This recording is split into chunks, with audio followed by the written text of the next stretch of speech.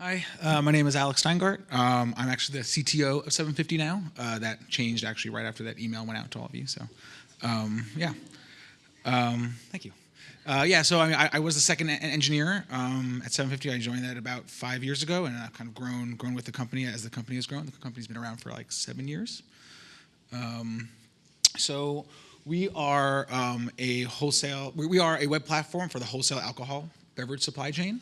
A lot of people go to bars or restaurants and like drink the alcohol that's there, but no one really thinks about how the alcohol gets behind the bar.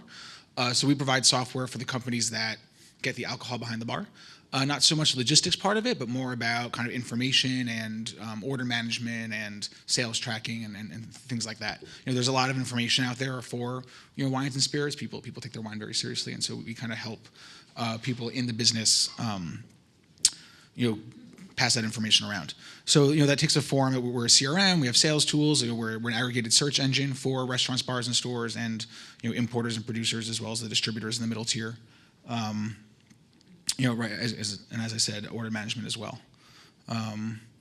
So we're not quite at the scale of the last presenter, but we have about 1,000 data sources that include data around products. We think we have about every product that's sold wholesale in America in our database at this point, which is about over 1 million active SKUs. But yeah, so we have 1,000 data sources, which we get 1,100 files per day, so it's 3 million items per day. So that includes products, prices, inventory, accounts, users, invoices, wine scores, a bunch of different data sources that we're aggregating to create a very rich product record for all these products that are sold across the country. Right, and then our user base, so we have about 50,000 monthly active users, a large registered user base that represents around 20,000 businesses. And by the end of this year, we'll be in 49 states plus DC. So all of this is powered by one Postgres database. So it's an extra large Amazon database with 8 CPUs and 32 gigs of RAM. And so our biggest bottleneck there is RAM, right? So the idea is that this powers our Ruby on Rails applications as well as our data ingestion. The idea there is, when data is being is right. So RAM is our biggest bottleneck there. So it's about querying. So we do a lot of analytics for our customers, with this national data set. And so, when the joins get really nasty and we're accessing too much data at once, we fill up the RAM. And so a big way that we monitor that is by looking at the freeable RAM that's available. And when this number gets too low, we know that we're kind of getting close to a problem, and that's how we know when we need to scale things. And so for data ingestion, as I mentioned, we're ingest about 1,100 files a day. We have a couple different pieces of infrastructure that facilitate that. We have one Heroku worker that's really just a rabbit queue. It's pretty small. Another small EC2 box, which is just a file server, and then we have two large EC2 workhorses that really do the majority of the work when you're processing these files. And here we have a couple more bottlenecks that kind of create a more complex issue. So RAM's a big one. So about last year we got our biggest customer is one of a national distributor who sends us hundreds of thousands of prices a day, and so that began to kind of hit the boundaries of the RAM in that CPU box. So we had two choices. We could either expand that CPU. We can expand the RAM in that box. But instead, we decided to actually get smart about the way the software was running, and so we went from loading all that whole file into memory and kind of doing all the processing that way to streaming the file. So some pretty basic stuff, but you kind of do things simply and more as quickly as you can until you kind of need to make some of those challenging decisions. So that's where RAM came to play. Disk space, we sort of keep on stupidly running out of disk space on this file server. We keep all the files that we process so that in the future, if we want to do more complex things with them or more complex analysis, so we just have to keep an eye on that. And similar with CPU. So fortunately, because we're only based in America, we can do most of our file processing overnight. So we generally can get all the processing done, overnight. But if something happens in the middle of the night and things don't get processed right, that will then affect things in the middle of the day as the database or our solo server, which I'll talk about a little bit later, gets hammered. So an example of something that happened recently was we overnight we do have some background jobs that run that kind of aggregate a lot of data into intermediate tables so that the front ends can query them better. But that query got stuck and then was blocking a whole bunch of tables, and so then that caused all the jobs that kind of want to put data into those tables to fail. And I guess something I didn't focus earlier on is that monitoring is a big part of this. So that happened, that was really bad, but using a combination of Pingdom, which is a service that we use to kind of hit our site, make sure it's up all the time, as well as automated emails that we have generated based after knowing kind of some of the faults in our system. Let us know that this was happening before the day started, so that I happened to wake up early, but we had someone on call as well who was able to kind of make sure that everything got back up to normal. The next part of our pipeline then, so after we ingest everything, it goes through a homegrown kind of cleaning tool.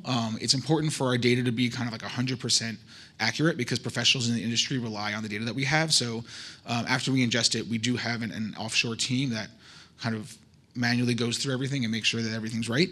I thought it was important to bring this up because while it's not machines that do this, it's people that do this, but it's still a part of our infrastructure. And so you sort of still have to, when you're running a business, kind of think about the way that the people and their capacity affect your infrastructure. And so this is a graph of the number of items we have in the queue in various stages of the queue that we have as we're cleaning products and putting them into our database. And this kind of shows that at some point, last year we changed some things. We hired another outsourcing firm, so we increased the bandwidth as well as built better software so that those people could be more productive in the software, which greatly increased the throughput of products. It's a little weird to kind of talk about people and the human work in a software presentation, but we didn't want to use NLP for this because we needed such a high rate of success. We didn't, and the data that we're getting is very small, right? We get Ken Jack Shard, and we need that to become Kendall Jackson Chardonnay, and it's unclear, and the variations of that we get are too big for any kind of machine learning to really work on that effectively. So we do have an expert system that we've built with a lot of ifs and else statements to expand a lot of these abbreviations. But at the end of the day, humans are really important to this. And we're employing people, and I think that's a good thing. So we don't want to totally automate everything all the time, while it suits our scale. Yeah. So then the next part, are our customer-facing web servers. We have just a couple of Heroku dynos that are able to manage all of those 50,000 active users a month. Our max requests per minute is about 700, and kind of peaks to 750, as you can see in this graph. I guess that there's not much more to say there. Again, like the database and Solar are the biggest bottlenecks there. Again, just if we build something where the queries aren't really thoughtfully built, that's gonna be nasty to our database. And same thing with Solar. I mean, but the biggest thing too is Solar, just making sure the jobs and indexing is running at appropriate times. So if a file does wind up getting run during the day and then half the products have to get reindexed because the pricing gets updated, that kills a Solar server and then kills the front end user experience. So then the big part of all of this at the end of the day is monitoring, right? So you have an idea of what your infrastructure can do and what things to look out for, and so then you need to have monitoring in place to look for that. So I showed you a couple graphs from Amazon already. We use Amazon's built-in tools to monitor how the servers are doing, and that's mostly useful for the database. I find that their EC2 metrics are not so useful, especially when things are memory bound. They have some decent CPU statistics, but not so much. But for our RDS and the databases, I find the Amazon tools are really quite good. Heroku's tools are just okay, but the biggest thing that we really use is New Relic. So these are a couple metrics that New Relic collects for us, and it's something that we rely on a lot. So this graph up here on the top left is just around general response time. So generally things are pretty good for us, but sometimes we have these spikes. So these are spikes like when a file got processed in the middle of the day, and someone got yelled at a little bit for that, so that's not good. But it's really cool how they break down individual actions, individual controller actions, so that you can see, exactly which ones are causing some issues, and then you can drill down directly into those actions. And it's sort of hard to see; it's really small, but it breaks down which part of your infrastructure things get bogged down on. So, in the searches controller action, it hits Solar, and then it hits the database to get more information about the products that come back from Solar, and then there's rendering. So this breaks down exactly where in Solar or in the database or in template rendering things are getting bogged down. As you can see here, this blue part is all Solar. So currently with the front end, Solar is our bottleneck, and that's and now we know that we need to kind of go and address that. So, so as I mentioned, kind of like a big part of this presentation was kind of understanding each part of the pipeline and, where the bottlenecks are, where the challenges are that we're already hitting, so that, we can think about in the future as we scale the kinds of things that are going to need to scale with how we expect our audience or our usage to scale. So, we have an interesting user base because it's a B2B tool. People spend, it's not a huge user base, but people spend a lot of time on the platform. And that time is spent, throughout a pretty broad time of day. It's not really spiky, so we're pretty fortunate in that respect.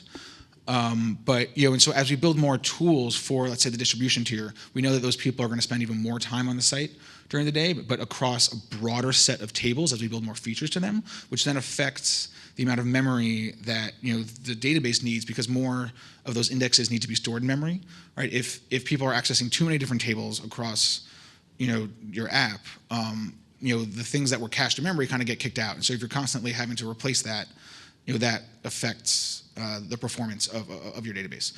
So it's kind of all the way that you think about how your site's being used and the way that things are kind of pushing against the bounds of your current infrastructure to figure out how and when you need to scale them. So in addition to having existing people spend more time on the site with more features, we're also providing more features for more sets of users, which kind of compounds what the strains in the database are going to be and how we think about sizing our infrastructure and structuring our database and the content in the database and the queries that then go against it. Another big thing that we're going to hit upon is that while our product data is never going to be that huge, because there's only really a finite number of kinds of alcohol and things that are sold relatively compared to other kinds of things, time series data does grow infinitely. So the prices on that data grows infinitely, because that's just going to keep continuing to we're going to continue to generate more prices as time goes on. We're getting more and more invoice and transaction data through people transacting through our platform, as well as extra data we get from our customers, and then of course page requests and search requests, because we're going to start building really interesting and valuable products out of just what people are looking for on the platform and interacting with products. We're going to start selling that. So then as we start doing analytics on that, we're going to have to think about scaling to a different kind of database. Postgres is just not great for handling, as the previous guy mentioned, millions or hundreds of millions of rows. So we'll upgrade to some columnar database. But I guess this is all to say that we've managed to get pretty far and get pretty close to profitability after 7 years. The pretty conservative infrastructure, being really careful and thoughtful about what we need to do and where we need to spend money to make it work for our kinds of customers and our limited scale. So then the obligatory, we're hiring at all parts, all up and down the organization. Because I just became CTO, we are looking for another engineering director, as well as solutions engineers and customer integration engineers and regular old full stack engineers as well. Thank you.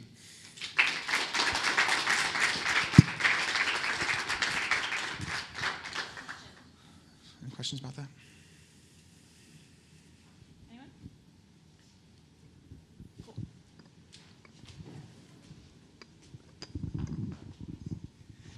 If you have data that's coming in daily, what is that you need dynamically queried by the customers out of a database? Why is that not pre-processed or in some way kind of offloaded before users came? Well, so we're getting data continuously. I guess if I understand the question, we're getting data continuously from our customers. So sometimes, people will send us a file in the middle of the day, and their sales reps want to generate some content around it or want to make it available to their customers immediately. So it's important to us to be able to process things. I mean, we do our best to process things overnight, or pre-process things or kind of wait. But especially with these business customers, they have pretty extra demands where things need to be, they want things updated as soon as possible.